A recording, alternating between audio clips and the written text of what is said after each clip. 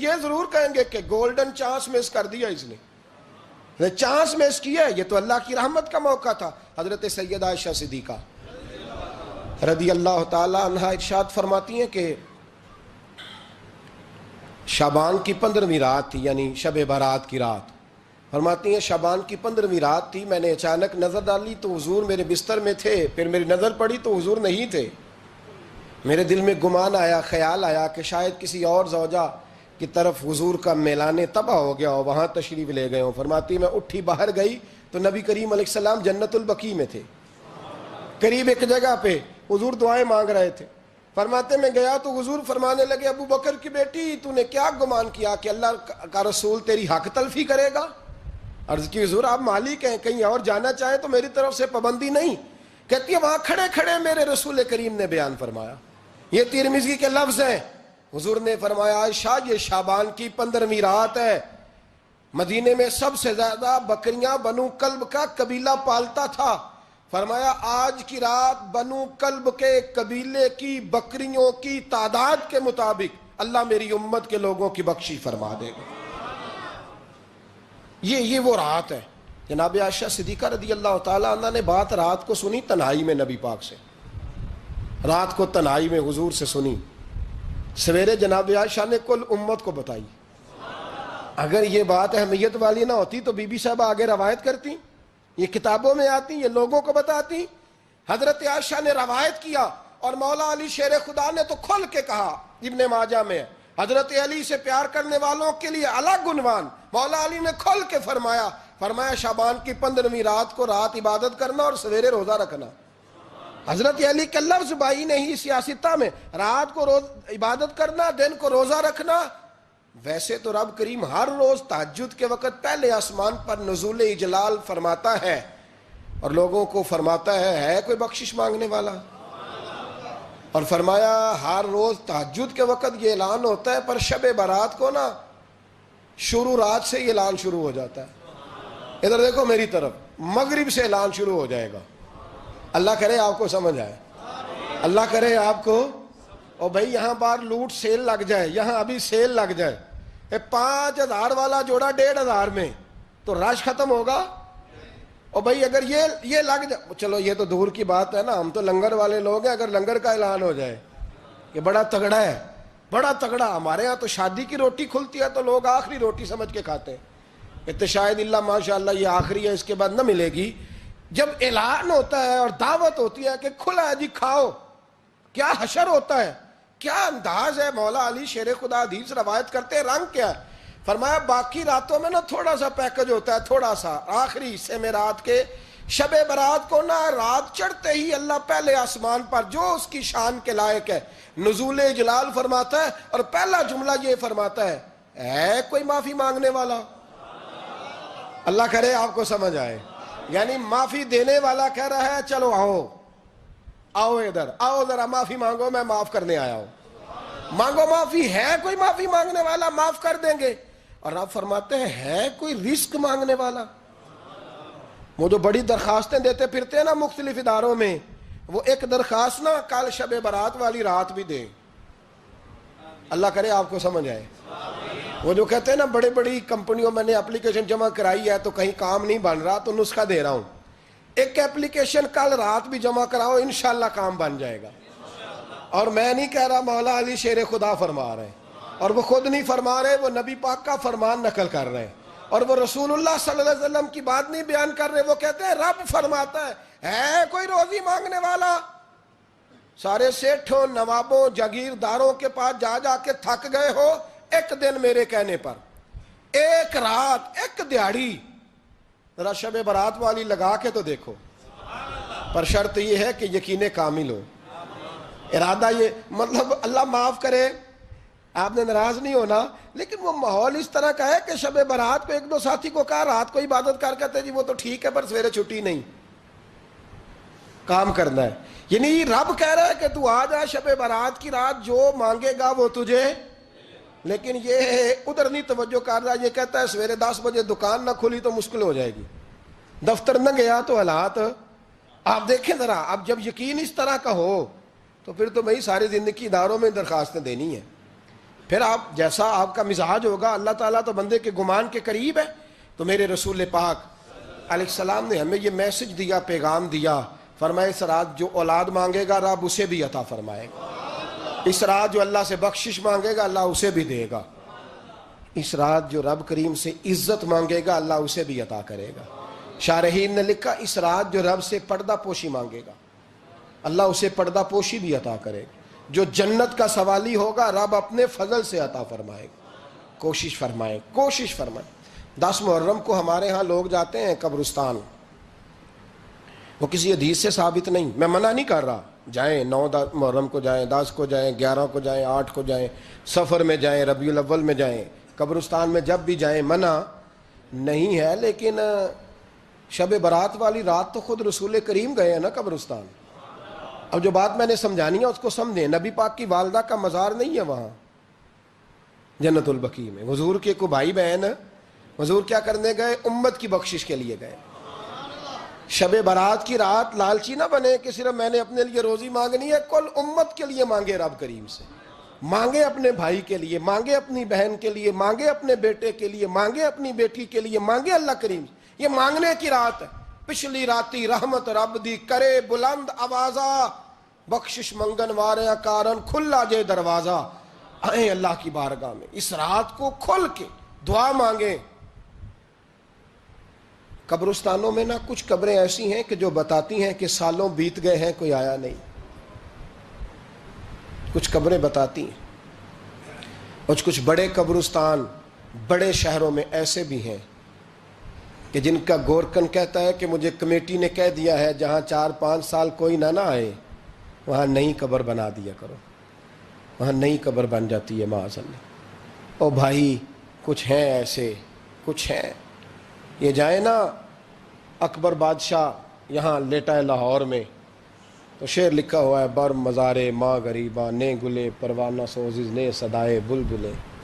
فارسی کا مقولہ لکھا ہے اس کی قبر پہ، کہتا ہے میں وہ غریب ہوں. اعلیٰ بادشاہ ہے مقبرے میں لیٹا ہے، کہتا ہے میں وہ غریب ہوں کہ نہ یہاں کوئی پروانہ آتا ہے نہ بلبل آ کے گیت گاتی ہے.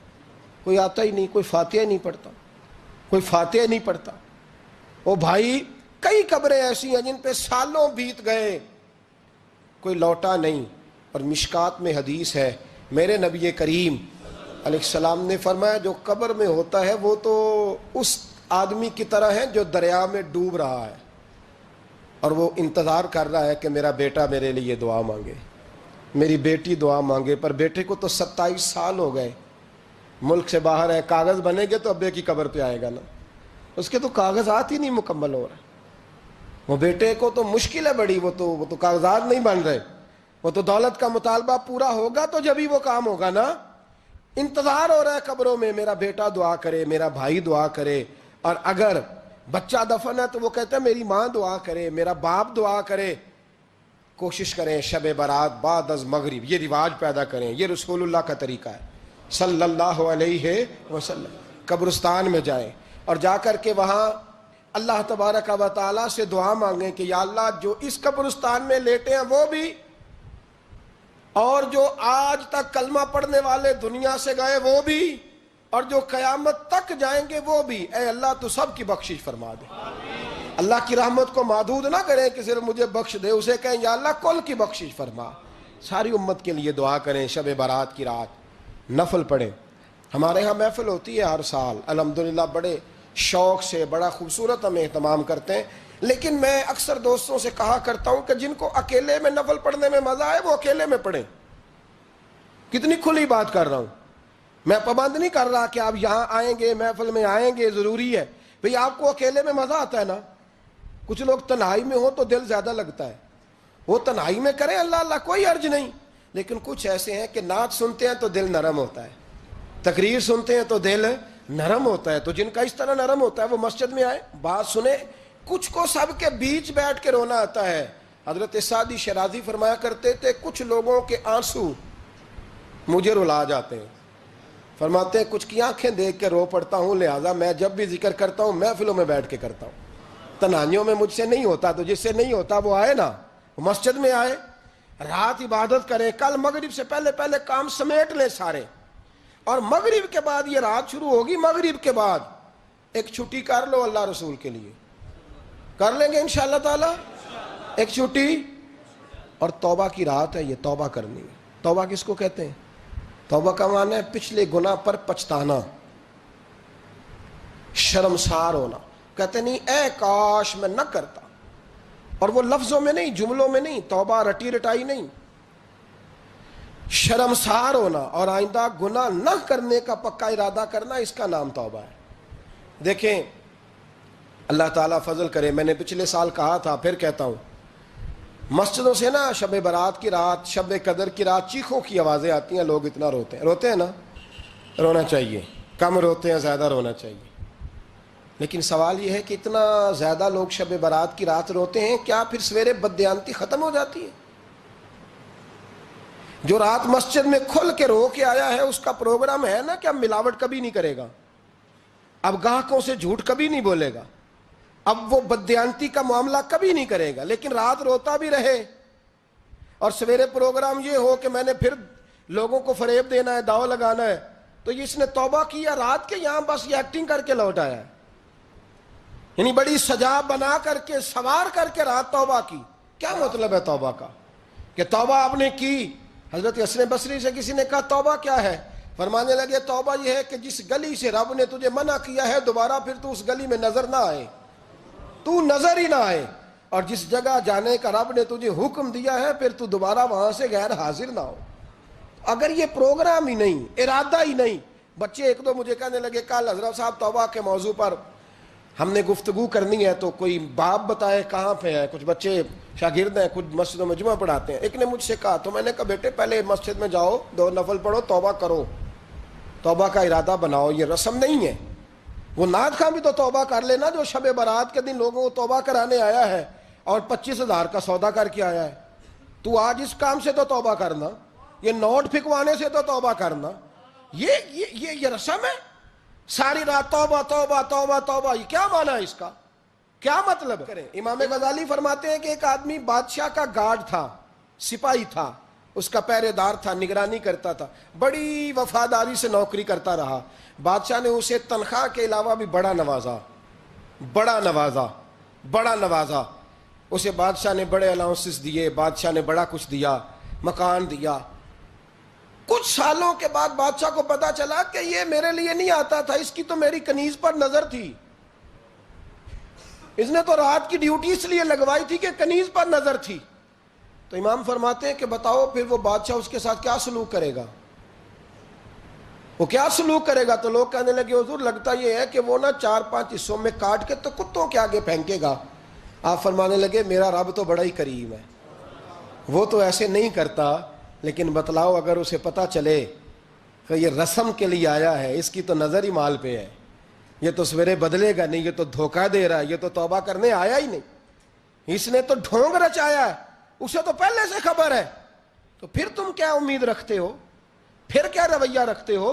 شب برات کی رات دھاڑے مار مار کے رونا اور صبح اسی طرح دھوکہ دینا، اسی طرح فریب کرنا، اسی طرح جھوٹ بولنا، اسی طرح بددیانتی کرنا، اسی طرح لوگوں کو لوٹنا. تو یہ رسم نہیں ہے توبہ. توبہ تو بدل جانے کا نام ہے، توبہ تو پھر سنور جانے کا نام ہے. توبہ تو اس طرح ہے جس طرح حضرت ابراہیم ابن ادھم نے کی تھی. وقت کے بادشاہ تھے، بادشاہ جب توبہ کی تو پھر ہر چیز چھوڑ دی، پھر مال لوگوں میں بانٹ دیا اور پھر ٹاٹ کا لباس پہن کر زندگی گزاری. لوگوں نے کہا حضور یہ تبدیلی ہے. فرمایا تبدیلی نہیں، یہ میری توبہ ہے، یہ میری توبہ ہے. جب توبہ کی تو پھر بدل کے کی، جب توبہ کی تو پھر تبدیل کیا آپ نے. یہ کیا توبہ ہوئی؟ ساری رات روتے رہے، سویرے دکان پہ جا کے پھر قسم اٹھائی کہ مجھے تو پڑتا ہی 11,000 کا ہے. یہ توبہ ہے؟ تو آپ نے اور میں نے توبہ کرنی ہے تو انشاءاللہ تعالیٰ اس طرح کرنی ہے کہ پھر 15ویں شعبان کو بدل جائے. یہ جو موقع آتے ہیں نا شب برات کے، شب قدر کے، یہ بنیادی طور پر اللہ تعالیٰ کی طرف سے دی ہوا موقع ہوتا ہے کہ چلو تمہیں چانس دیتے ہیں، پابندی کوئی نہیں، لیکن رب کی طرف سے نا موقع ملتا ہے، چلو تمہیں ایک موقع دیتے ہیں، چلو اپنے آپ کو کلیئر کر لو، تمہیں موقع دیتے ہیں. یا اللہ کیا کرے؟ کچھ بھی نہیں، آ کے نا سچے دل سے 2 رکعتیں پڑھ کے توبہ کرو، عرش کا مالک پچھلے سارے معاف کر دے گا. کچھ بھی نہیں، آؤ موقع ہے. ان لوگوں کی باتوں پہ نہ جائیں جو بلا وجہ پریشان کرتے ہیں. ہمیں بھی روز ہی سوال آتے ہیں، دل نہیں کرتا، کچھ باتیں ایسی ہیں جو کرنے کو طبیعت نہیں چاہتی، میں کروں گا بھی نہیں۔ لوگوں کو شب برات کا حوالہ بھی نہیں مل رہا، حالانکہ ترمذی شریف میں حدیث موجود ہے، صحاح ستہ کی روایت ہے، ترمذی میں موجود ہے۔ پہلے کہتے ہیں صحاح ستہ سے دکھاؤ، جب صحاح ستہ سے مل گئی تو اب اور کدھر جانا ہے؟ اور ابن ماجہ میں موجود ہے مولا علی کی روایت، اور ذرا ترتیب دیکھیے گا، یہ ترمذی کی حدیث ہے، امام ترمذی نے تو پورا باب باندھا ہے 15ویں شعبان پر، پورا باب۔ اب تمہاری مرضی ہے، اگر تم نئی بات کو سمجھنا چاہتے۔ اور مجھے پتا کیوں یہ شب برات کیا لگتا ہے، مجھے کبھی کبھی یوں لگتا ہے کہ رب فرماتا ہے کہ رمضان سے 15 دن پہلے ہی پکی سچی توبہ کر لے، تیاری کر، پاک صاف ہو جا، تاکہ جب رمضان آئے نا تو پھر تجھے پاک ہونے کی ضرورت نہ پڑے، بس پھر تو آتا جائے اور میں تیرے اوپر رحمتیں نچھاور کرتا جاؤں۔ بس تو پہلے ہی تیاری کر، 15 دن پہلے ہی، 14 دن پہلے تیار ہو جا۔ کل رات اپنے آپ کو ذہنی طور پر تیار کریں، بچوں کو تیار کریں، گھروں کو تیار کریں۔ اب جب مہمان آتے ہیں نا بڑا کچھ کرتے ہیں، شب برات آئے تو مصلی ایک دفعہ دھویا کریں، ایک دفعہ مصلی دھویا کریں۔ فرش دھوتے ہیں نا، مہمانوں نے آنا ہے تو ایک کمرے کا فرش دھو کے صاف کریں کہ خواتین نے یہاں ساری رات نماز پڑھنی، یہ ارادے بنائیں۔ جس طرح آپ کہتے ہیں نا رات کو سفر کرنا ہے تو دوپہر میں تھوڑا آرام نہ کر لوں تو کل دوپہر میں آرام کر لیں، تاکہ رات کو رب رب کرنا آسان ہو جائے، اللہ کی بارگاہ میں بیٹھنا آسان ہو جائے۔ مکمل طور پر ذہنی طور پر اپنے آپ کو تیار کریں۔ یہاں بھی محفل ہوگی انشاءاللہ، عشاء کے متصل بعد شروع ہو جائے گی، 12 بجے تک محفل چلے گی، پھر 12 بجے کے بعد نماز تسبیح پڑھی جائے گی، پھر 1 بجے پھر دوبارہ آپ کو اجازت دی جائے گی، کوئی انفرادی طور پر گھنٹہ سوا اپنی الگ سے کوئی عبادت کرنا چاہے تو وہ تب بھی ممکن ہو، جیسے آپ کو موقع بنے۔ میں کہہ چکا ہوں، لیکن وقت ضائع نہ کرنا، گولڈن چانس ہے، اس کو مس نہ کرنا، یہ شب نجات ہے، اس کے ضرور قریب جانا۔ رب کریم سمجھنے کی توفیق عطا فرمائے۔ آخر دعوایا ان الحمدللہ رب العالمین۔